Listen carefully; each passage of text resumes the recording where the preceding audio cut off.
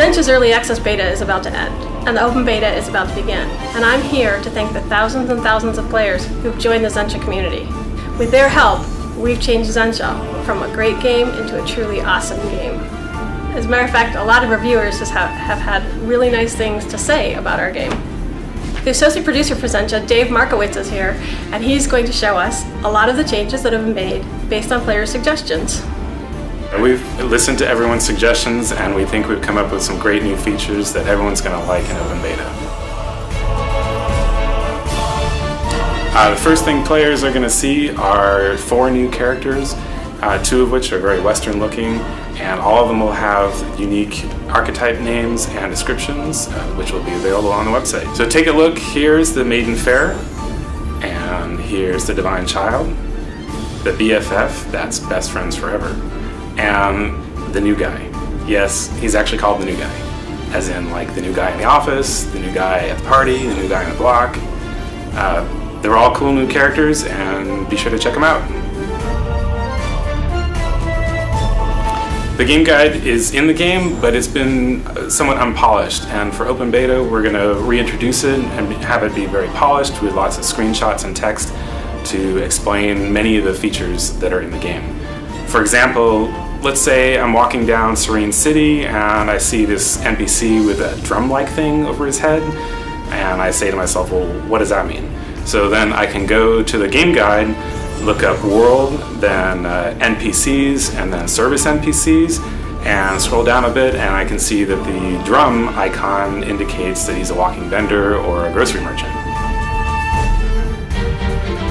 Going to be a couple new daily events going on for mid to high level players.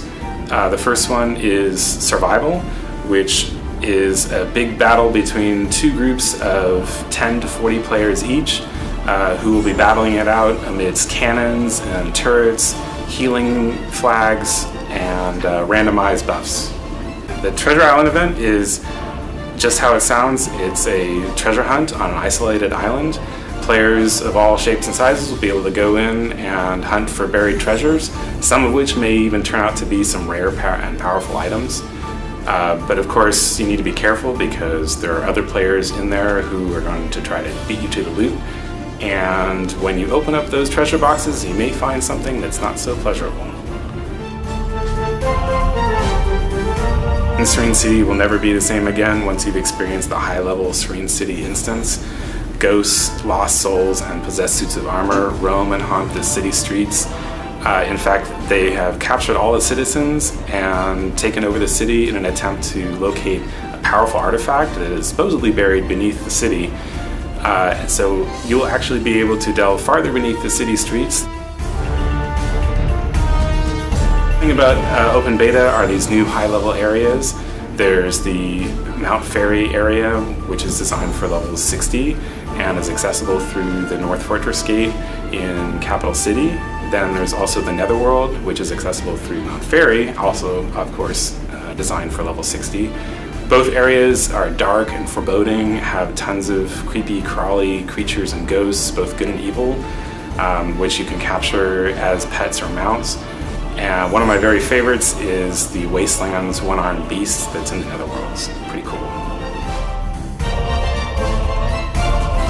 Wow, Dave, that was really exciting. We have had so much fun playing with the new content. I cannot wait for our players to get their hands on it.